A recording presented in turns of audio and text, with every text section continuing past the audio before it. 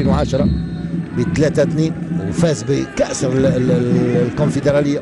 يعني عنده تجربة مع الفرق التونسية، يعرف كيف يتعامل مع الكرة. كرة خطيرة خطيرة خطيرة الكرة، والهدف الأول والهدف المحرر للبنزرتي في هذه الآونة.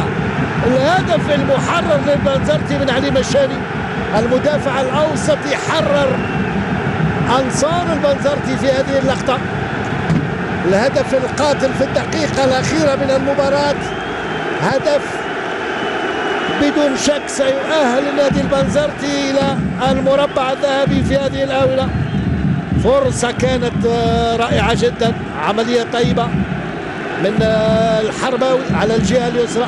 هذا الكبير كان أمامنا مدرب النادي البنزرتي، طبعا يستحق الهدف باعتبار المجهود المبذول. هذه المحاولة من الحرباوي ممتازة العملية، رفع الكرة في المكان المناسب، والحارس عصام بدة لم يستطع أن يصمد أمام هذه الكرة.